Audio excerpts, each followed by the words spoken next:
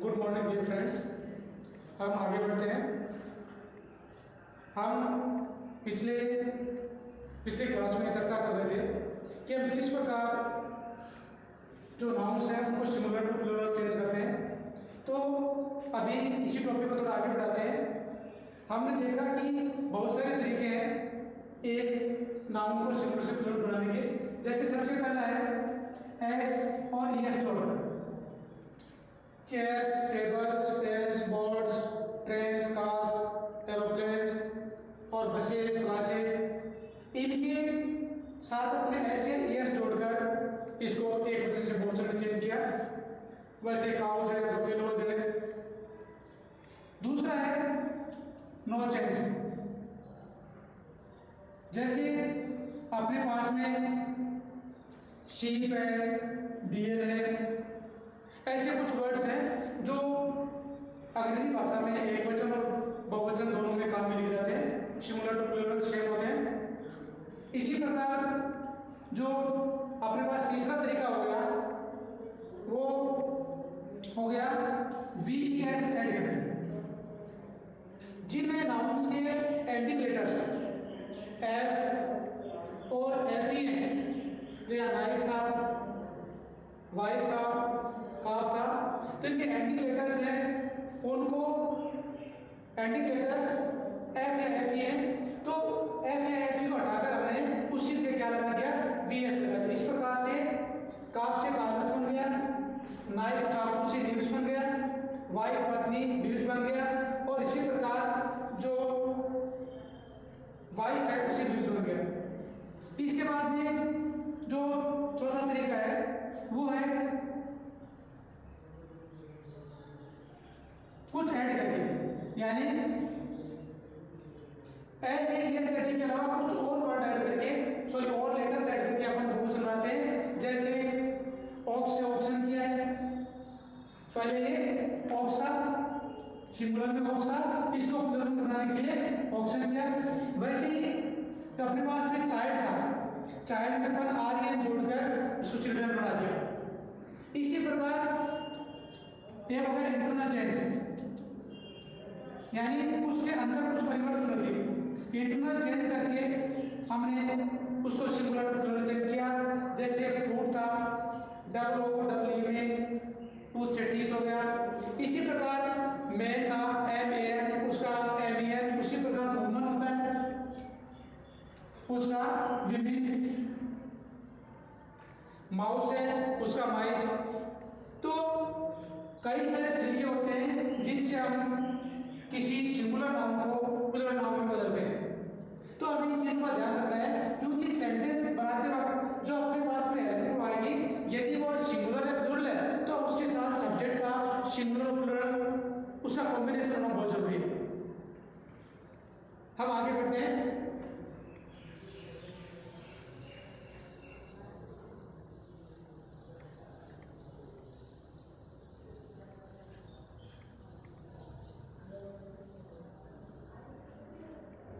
अपने पास में पार्ट्स ऑफ स्पीच में दूसरा था वो प्रोनाउन था। तो अपने पास में प्रोनाउन है,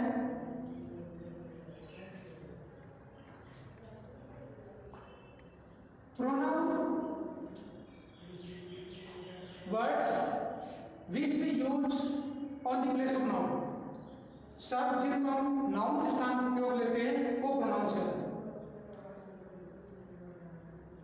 संसार में जो चीजें होती हैं उन सभी चीजों के लिए कोई ना कोई प्रोनाउन बना हुआ है। तो अपने पास में जो प्रोनाउंस हैं उनको हम तीन भागों में डिवाइड कर सकते हैं। पहला है फर्स्ट पर्सन। तो फर्स्ट पर्सन में अपने पास में आई और बी है, ये अपने पास में दो है। एक है सेकंड पर्सन, इसमें अपने पास में यू है। और जो थर्ड पर्सन है, इसके अंदर ही, she, it, name and they. अपने पास में प्रोनाउन है, एक तीन टाइप के फर्स्ट पर्सन में आई और बी होता है, सेकंड पर्सन में यू होता है, और थर्ड पर्सन में ही, शी, इट, नेम और दे होता है। तो हम किस प्रकार इनको फर्स्ट, सेकंड और थर्ड पर्सन में कैटेगराइज करते हैं इस बारे में देखिए।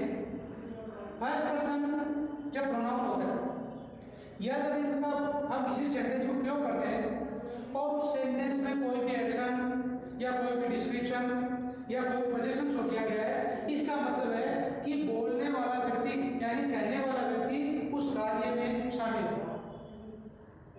जैसे हम इसको या इसको लेकर कहें कि I am teaching at this time, we are playing cricket at this time.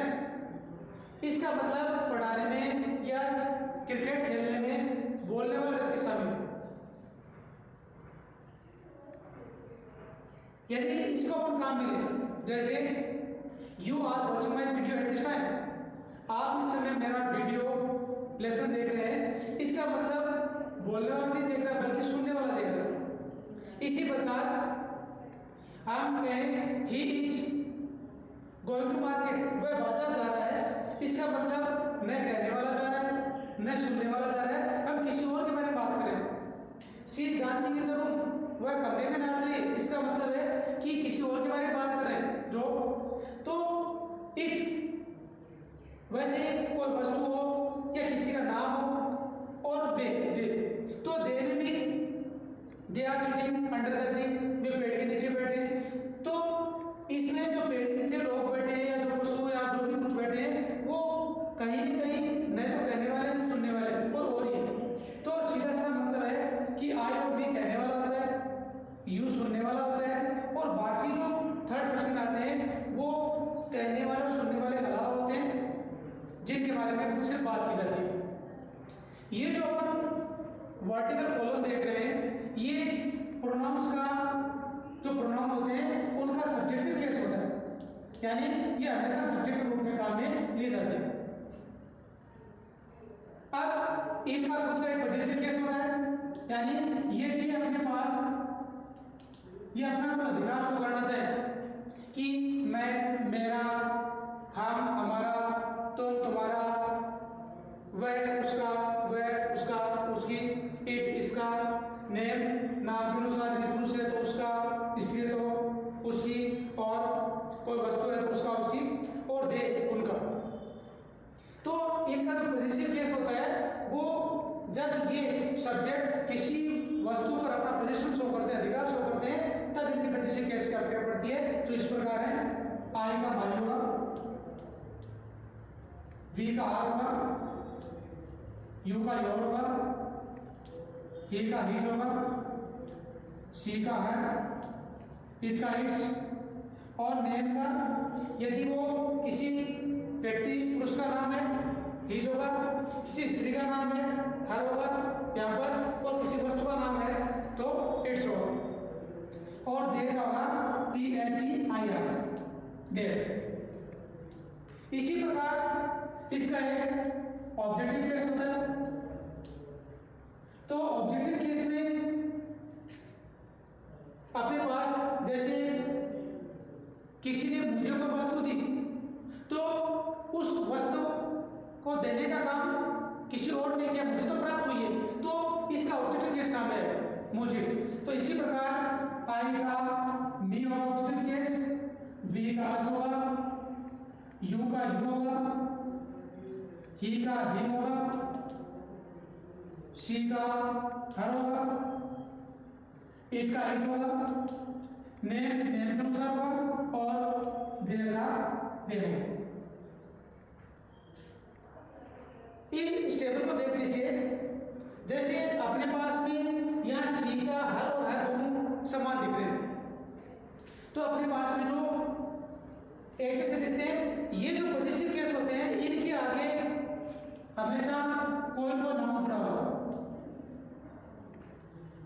जिससे अपने कहना है कि ये मेरा घर है, ये मेरा पेन है, ये मेरी क्लास है, मेरा विद्यालय है, या हमारा ये गांव है, जो भी है, कहना मतलब इन सब के आगे नाउन जुड़ा होगा।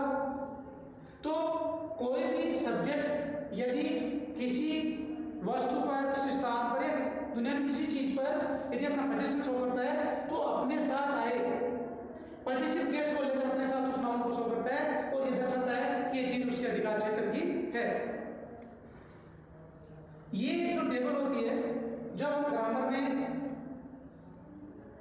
एक्टिव पैसिव वॉइस और जो डायरेक्ट इनडायरेक्ट नरेशन पढ़ते हैं उससे बहुत महत्वपूर्ण होती है। एक्टिव पैसिव वॉइस में ये यहाँ से यहाँ और यहाँ से यहाँ मूव करती है, यानी सब्जेक्ट को ऑब्जेक्ट में चेंज करने में, ऑब्जेक्ट को सब्जेक्ट चेंज करने में।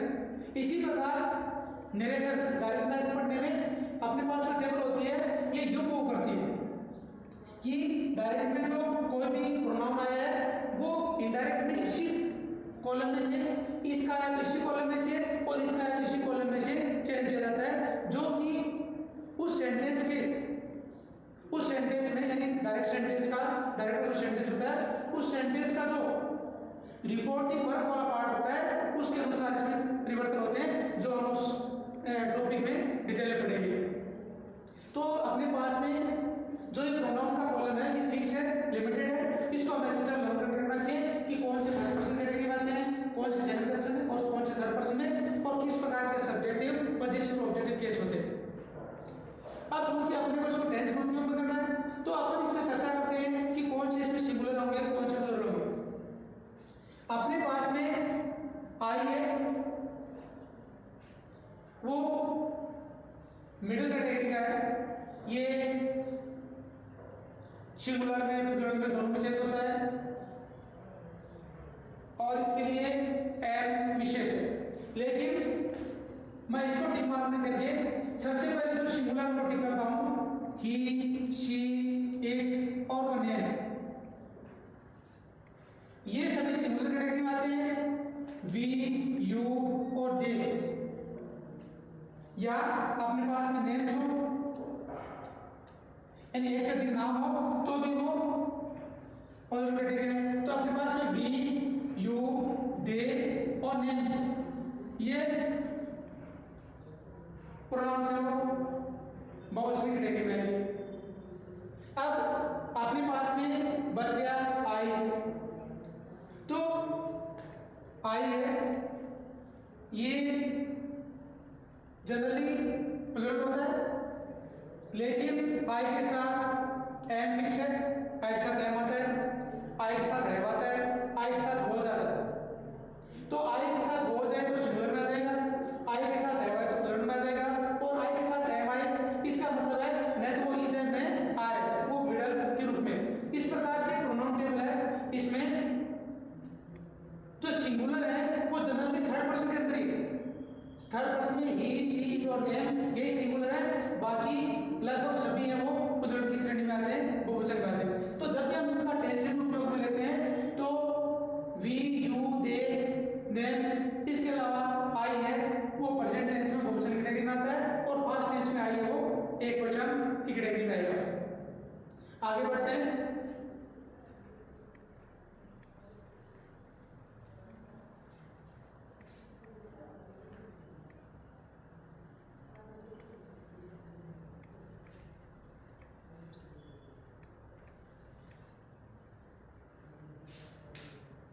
तीसरा अपने पास में वर्ब,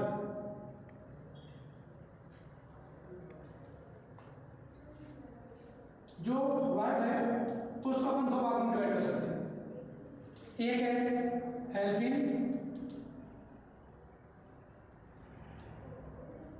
और दूसरे में।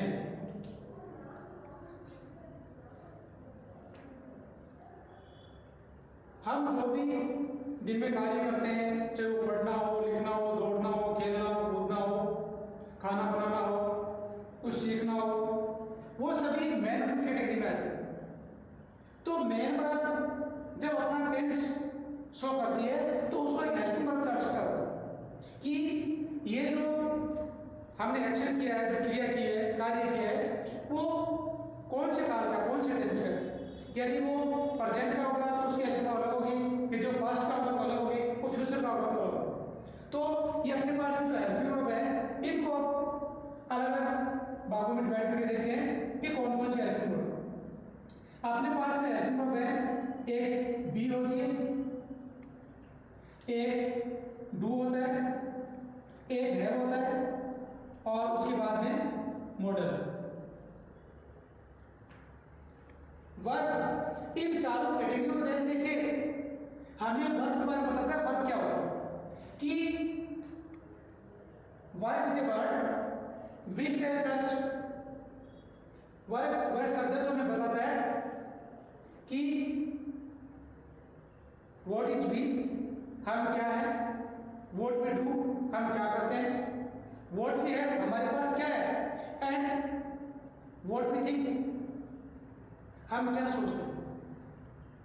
यानी हम क्या हैं, क्या करते हैं, हमारे पास क्या है और हम क्या सोचते हैं कि मैं ऐसा कर सकता हूँ, मैं कल जयपुर जाऊँगा, मैं इस चीज़ को हल कर सकता हूँ। यानी इन सब चीज़ों को शो करने के लिए हमें हेल्पिंग वर्ब की आवश्यकता पड़ती है। जैसे मैं क्या हूँ, आई एम टीचर, तो निश्चित रूप से बी की हेल्पिंग वर्ब काम है। डू, मैं क्या करता हूँ, आई टीचेज, मैं पढ़ाता हूँ। मेरे पास क्या है, I have a bike, I have a house, यानी मेरे पास घर है, मेरे पास एक बाइक है, यानी मैं किसी पोजेशन शो करता हूँ। और मैं क्या सोचता हूँ, I can solve any question of this exercise, मैं इस एक्सरसाइज का कोई भी क्वेश्चन हल कर सकता हूँ, ये मेरी माइंड में, मैं अपनी माइंड के दृष्टि से इसका कोई भी क्वेश्चन हल कर सकता हूँ, इस एक्सरसाइज का, ये मैं सोचता हूँ। तो अपने पास में हेल्पिंग वर्ब्स हैं, ये चार टाइप्स थे। अब इन चारों में क्या क्या है ये मैं बताना चाहता हूँ। अपने पास में हम क्या है इस बात को बताने के लिए इज, आर और एन, वॉज और वर।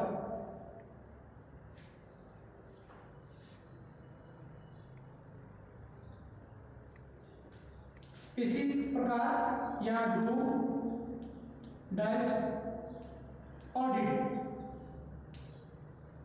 यहाँ हैड, हैज और हैड, और यहाँ पर can, could, may, might, shall, should, will, would, must, ought to,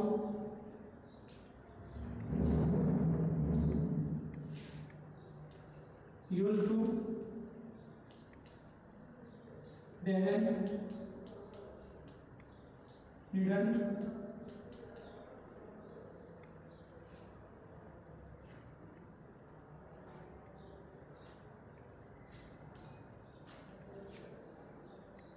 अपने पास बी में is, are and was were, do में डू, डज, डिड, और हैव के अंदर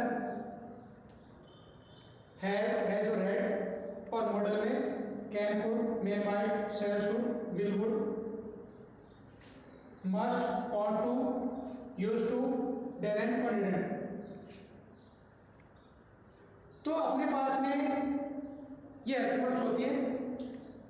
टेंसेज की हो सकता है लिमिट यहाँ तक सीमित हो, लेकिन बिना नोशन के, किसी विचार के कि हम क्या सोचते हैं, हमारा फ्यूचर का प्लान क्या है, फ्यूचर प्लान शो करने जैसे शहर और बिल का अपन काम में लेते हैं, तो उसी प्रकार बहुत सारी थिंकिंग्स होती है उन सबको शो करने के लिए कि हम क्या सोचकर ये काम करेंगे, हमारा इस काम को करने का इरादा क्या है, इस चीज को जानने के लिए हम मॉडल का उपयोग करते हैं।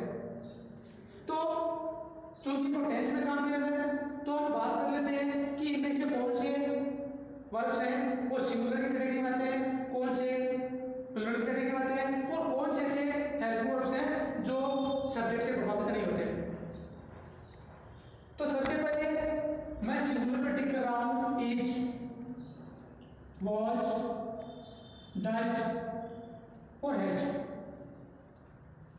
ये सिंगल टिक वाले जो हेल्पिंग वर्ब्स हैं वो हमेशा सिंगुलर नाउन के साथ आएंगे, जब सब्जेक्ट सिंगुलर होगा तब इनका उपयोग किया जाएगा। इसी प्रकार आर डबल टिक वाले, वर, डू, हैव, ये जब सब्जेक्ट आपका प्लूरल होगा उस समय आर, वर और है और डू का उपयोग में किया जाएगा, उपयोग किया जाएगा। अब जो अपने पास बच गए पहली वाले में ये एम बच गया जो स्ट्रेस की आई के लिए और किसी के साथ काम में नहीं आता, सिर्फ आई के साथ क्या आएगी, एम आएगी, जो कि अपन प्रेजेंट कंटिन्यूअस टेंस में काम करेंगे। इसके बाद में अपने पास में डिड बच गया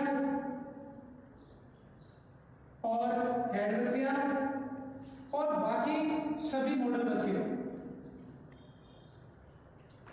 डिड, हैड और मॉडल ये अपने सब्जेक्ट से प्रभावित नहीं होते, चाहे वो सब्जेक्ट सिंगुलर हो, चाहे प्लूरल हो, चाहे फर्स्ट पर्सन हो, सेकंड हो, थर्ड हो, कोई भी हो। डिड, हैड और मॉडल्स को इससे कोई लेना देना नहीं है, ये फ्रीली मुक्त रूप से सभी प्रकार के सब्जेक्ट के साथ आ सकते हैं। तो टेंस सीखने के दौरान हमसे हेल्पिंग वर्ब की कोई गलती नहीं हो, इसके लिए हमें इस टेबल को अच्छी तरह लर्न करना है कि इज है, वॉज है और डज है और हैज है, ये सभी प्रकार के सिंगुलर सब्जेक्ट के साथ आएंगे। इसी प्रकार आर, वर, डू और हैव सभी प्रकार के प्लूरल सब्जेक्ट के साथ आएंगे और जो आई है उसके लिए एन स्पेशल है, ये अलग कैटेगरी होगी। और उसके बाद में वे वर्ब्स, हेल्पिंग वर्ब्स जो अपने सब्जेक्ट से प्रभावित नहीं होती है वो डिड है, हैड है और बाकी सभी मॉडल्स है। तो हमें इस टेबल को अच्छी तरह लर्न करके और टेंसेस में जो हेल्पिंग वर्ब के संबंध में जो गलती होती है पहले हम सीख लेंगे कि किस प्रकार ये जो हमारा सब्जेक्ट है वो सिंगुलर प्लूरल है। तो हमें जब सब्जेक्ट का पता चल जाएगा तो आप इजी वे में बहुत आसानी से हेल्पिंग का उपयोग कर पाएंगे। अब आगे बढ़ते हैं, आगे आपके पास में मैन वर्ब, इसको नोट कर लीजिएगा, बहुत महत्वपूर्ण चीज है। आपने को ये शो करना है कि कोई नाउन क्या है, मैं अध्यापक हूं या था, वे अध्यापक हैं या थे। तो इस चीज को शो करने के लिए इसका मैं क्या करता हूं और मैं क्या रखता हूं और मैं क्या सोचता हूं किसी कार्य के बारे में, इसको डिटेल में जाने का। इसके बाद में मैं थोड़ा सा और हाईलाइट कर दूं इनको कि अपने पास में ये इजार प्रेजेंट में काम में लेते हैं, वॉज और पास्ट में काम में लेते हैं, वैसे डू डज है प्रेजेंट में, डिड और पास्ट में, हैज और प्रेजेंट में और हैड पास्ट में। फ्यूचर और मॉडल है वो अलग कैटेगरी के सेंटेंसेस होते हैं जिनका ये अलग मैटर है। अब अपने पास में चूंकि बात करें वर्ब की, मैं थोड़ा सा इस बारे में बता दूं कि अभी अपन ने पढ़ा कि जैसे अपने पास में कोई पेन है, इस पेन को सिंगुलर है और इसको प्लूरल में चेंज करने के लिए इसको अपने टेंस कर दिया, यानी एक नाउन था, ये नाउन था, इस नाउन को एस लगाने से या और को नाउन को एस लगाने से प्लूरल चेंज करने से, यानी एस लगाने से सिंगुलर टू प्लूरल चेंज हो रहा है। तो अपन ये बात यदि वर्ब पे लागू करें, जैसे मेरे पास मूल वर्ब हुआ है और मैंने यहां लिख दिया वॉज, तो जैसे ये चेंज हुआ है वैसे इसमें क्या फर्क पड़ेगा कि अपने पास में कोई वर्ब होती है वो मूल रूप में हमेशा प्लूरल होती है।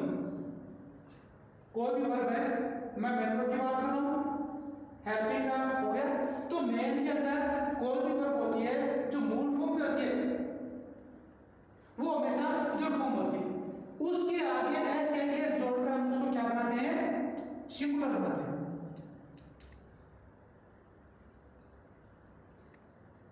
मेरे कहने का अर्थ है कि वर्ब्स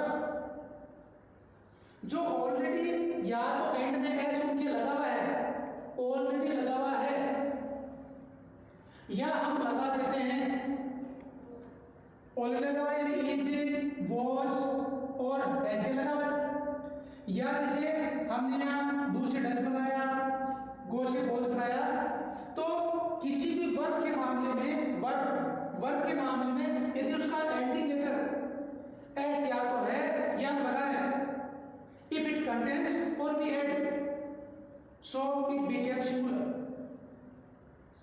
वर्ग के आगे या तो पहले से एस है या हम लगाते हैं तो वो एकवचन बन जाएगी, यानी ये नाउन का एकदम उल्टा होगा। नाउन के आगे एस लगाने से बहुवचन बन रहा है, सिंगुलर टू प्लूरल चेंज हो रहा है। और अपने पास वर्ग का क्या है कि वर्ग के मूल फॉर्म में तो सिंगुलर है और उसके आगे एस लगाने से वो क्या बन जाती है, सिंगुलर बन जाती है। तो इस बात का विशेष ध्यान रखना है कि हमारे पास जो नाउन आएगा उसके आगे एस का मतलब है कि वर्ग को नहीं लगाना है। और यदि ये ऐसे से बहुवचन बना दिया गया है तो अपने पास जो वर्ब आएगी वो बहुवचन में आएगी, जिसको अपन बिना ऐसे लगाए शो करेंगे। अब जैसे ये लिमिटेड क्राइटेरिया, वैसे मेन वर्ब में लिमिटेड क्राइटेरिया होते हैं। अपने पास में हमने दो का उदाहरण लिया, मैं इसे हेल्पिंग वर्ब टेबल को अरेंज करता हूं।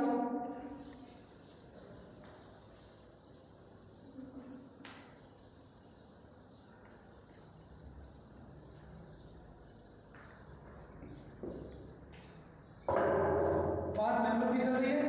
जैसे अपने पास में दो है तो जिस प्रकार से हमने हेल्पिंग टेबल पढ़ी है उसी प्रकार मेंबर टेबल को पढ़ना है। तो अपने पास जितनी भी वर्ब्स हैं उनको हमने 5 भागों में बांटना है।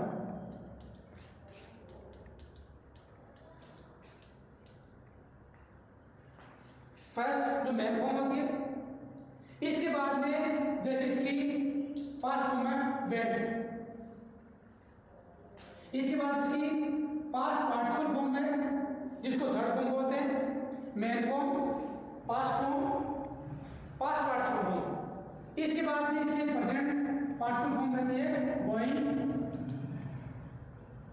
और इसके बाद इसकी सिंपल फॉर्म होती है गोज।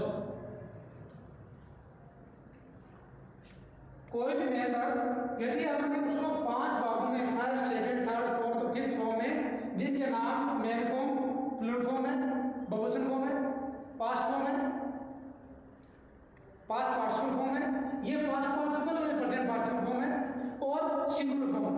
तो 5 नंबर फॉर्म सिंगुलर होगी, 4 नंबर प्रेजेंट पार्टिसिपल होगी, 3 नंबर फॉर्म पास्ट पार्टिसिपल होगी, 2 नंबर फॉर्म पास्ट फॉर्म होगी और 1 नंबर कॉलम में जितनी फॉर्म्स आएंगे मेन फॉर्म्स हैं वो हमेशा प्लूरल होंगी और मेन वर्ब्स होंगी।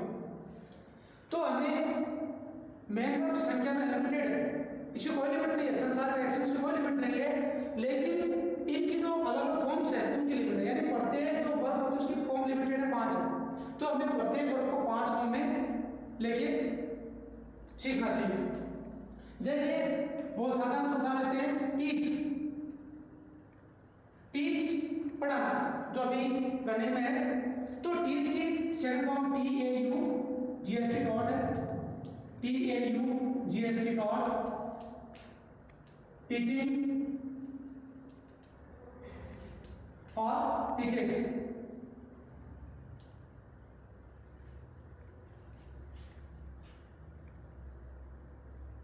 ये जो अपने पास में फॉर्म है, जिस प्रकार से इसकी तीनों फॉर्म अलग अलग है, इसकी 2 फॉर्म है। जैसे एक उदाहरण लेते हैं, stop, stop, stop, stopping, stops. मैं एक उदाहरण लेता हूं, स्विम,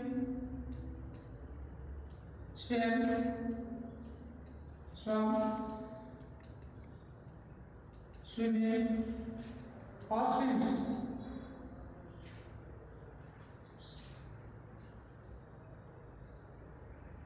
हमें ग्रामर में टेक्स्ट लिखने के बहुत सारी वर्ड्स को लर्न करना होगा। एक बार हम जो एक्शन करते हैं उनको लर्न कर लो, उसके बाद में प्रत्येक फॉर्म में क्या आता है वो हमें याद करना होगा। Generally LEARN, LEARND, learning organs.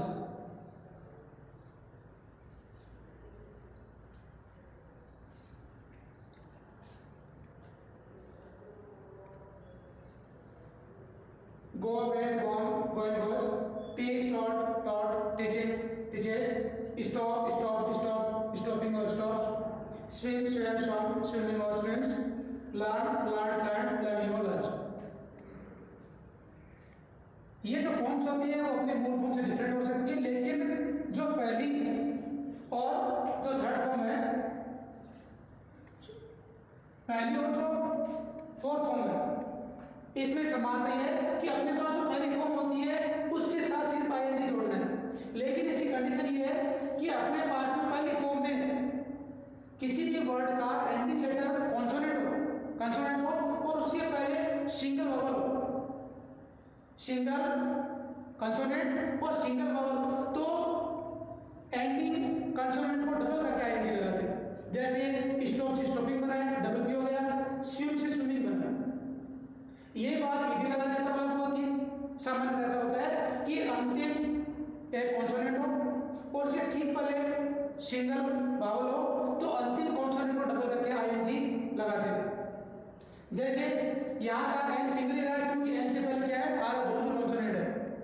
इसी प्रकार जब ऐसी एस जोड़ते हैं तो अपने पास में एंडिंग में ओ हो, सी एच हो, एक्स हो, डबल एस हो, एस एच हो, तो अपन एस जोड़ते हैं। जैसे गोज विद टीचर्स में जोड़ा, बाकी डायरेक्टली एस जोड़ते हैं। इस प्रकार से हमें जो मैथ से बहुत बड़ी टेबल है उसको सीखना है। बिना वर्ब के कोई भी सेंटेंस नहीं होता, इसलिए हमारा जितना नॉलेज ज्ञान वर्ब से मामले में होगा हम उतना ही जीवन में टेंस से सीख पाएंगे या ग्रामर की और कोई जो डिवाइस है उसको सीख पाएंगे। सो स्टूडेंट्स और मित्रों, फ्रेंड्स, आप इसको अच्छी तरह लर्न करें, इन चीज़ों को समझें। जितनी हमारी वोकैबुलरी अच्छी होगी हम उसको उतना अच्छी तरह सीख पाएंगे।